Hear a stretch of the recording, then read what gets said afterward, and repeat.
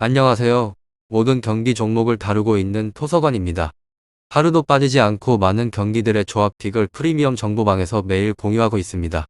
참여를 원하시는 분들은 영상 하단 댓글 보시면 오픈 채팅 링크 있으니 문의 주시길 바라며 구독과 좋아요 한 번씩 부탁드리겠습니다. 그럼 이번 경기 정보 시작하겠습니다. 첫 번째 경기는 맨체스터 시티와 라이프치히의 UCL 조별력 일정입니다.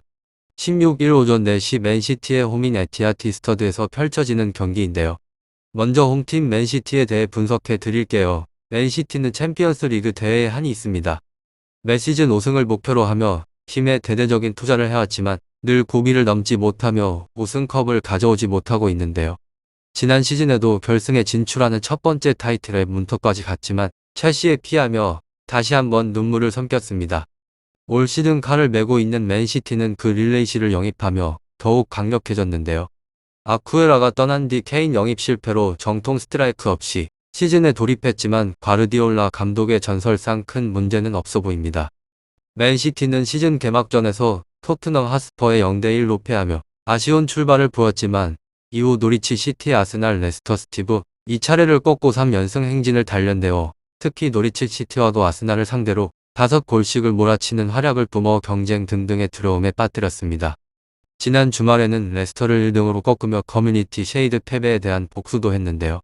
그 릴레이시 토레스 제주도로 이어지는 공격 라인이 조금씩 안정감을 찾아가고 있기 때문에 시간이 흐를수록 더 무서운 팀으로 진화할 것으로 기대됩니다. 다음은 원정팀 라이프치히에 대해서 설명드릴게요. 라이프치히는 새 시즌 변화가 많습니다. 우파메카노, 코나테, 울프, 세럴노트, 황희찬, 자비처 등 중심이 됐던 선수들 다수가 팀을 떠나는데요.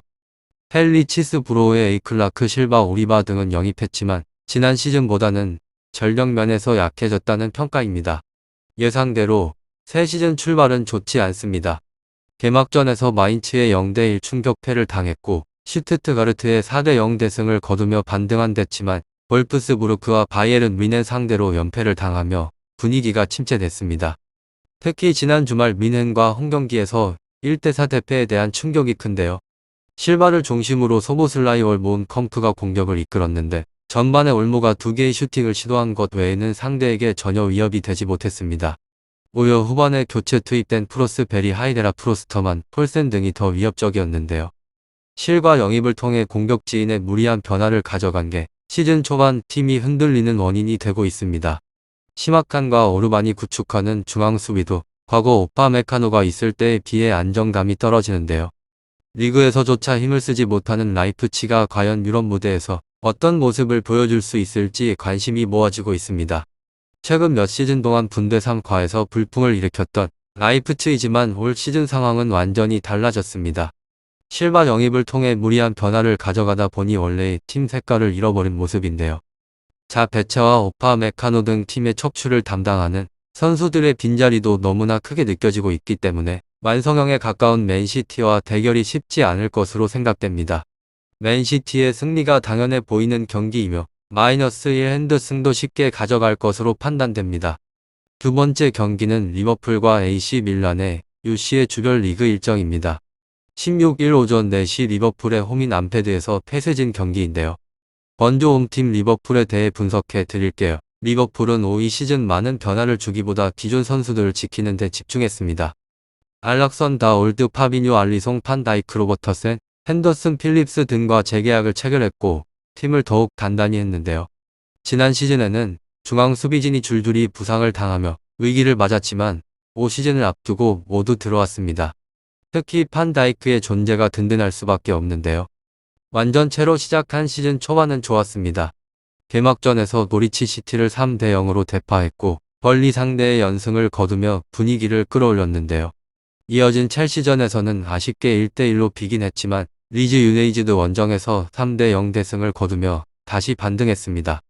엘리아의 부상이 아쉽긴 하지만 이전에 우려됐던 피르미누, 파비뉴, 알리송의 피파 징기는 큰 문제 없이 지나가는 상황이기 때문에 전력에는 손실이 없다고 판단되고 있습니다. 리버풀에 불어난 점이 있다면 최근 2시즌 동안 이탈리아 팀과 홈 경기에서 승리가 없다는 점인데 지난 대회에서도 아탈란타의 홈에서 0대2 패배를 당한 바 있습니다. 다음은 원정팀 밀란에 대해 설명드릴게요. 지난 시즌 리그 준우승에 머물렀던 밀란은 새 시즌 더 큰 도약을 꿈꾸고 있습니다. 골문을 든든히 지켜주던 돈나룸마가 PSG로 이적했지만 마이난토 마리토날 리즈 2로 디아즈 플로렌즈 펠레그리막 카우크 등을 영입하며 팀을 강화했는데요. 이 브라임모비치가 신초반 부상을 당해 다소 걱정이 되기도 했지만 지루가 그 공백을 완벽히 메워줬습니다. 지루를 중심으로 레앙 디아즈 살라마커스 또는 플로렌즈가 이 선에 포진돼 있는데 양 측면 빠른 자원들을 활용한 공격이 꽤 효과적으로 터졌습니다. 수부진 역시 든든한데요. 메란데스토 모리 K리그 칼라브리아 등 지난 시즌과 동일한 폭발 라인으로 운영되고 있기 때문에 돈나룸마의 공백도 크게 느껴지지 않고 있습니다. 그 결과 밀레는 시즌 초반 좋은 상승세를 보이고 있는데요.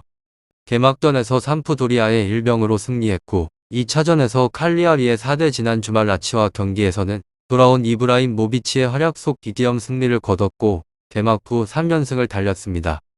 LG 로마와 골 득수 시차에서 밀려 2위를 기록 중이지만 이보다 더 좋은 출발은 없다는 평가입니다.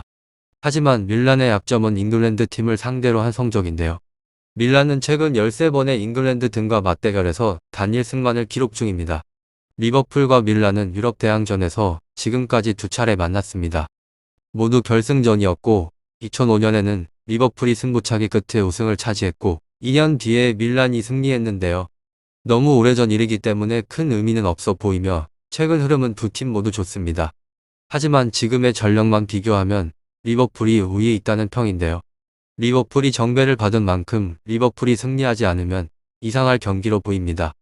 유익한 정보가 되셨다면 구독과 좋아요 한 번씩 부탁드립니다. 그리고 최종 조합과 정답지는 항상 프리미엄 정보방에서 항상 공유하고 있으니 참고해 주시고 이번 영상 마무리하겠습니다.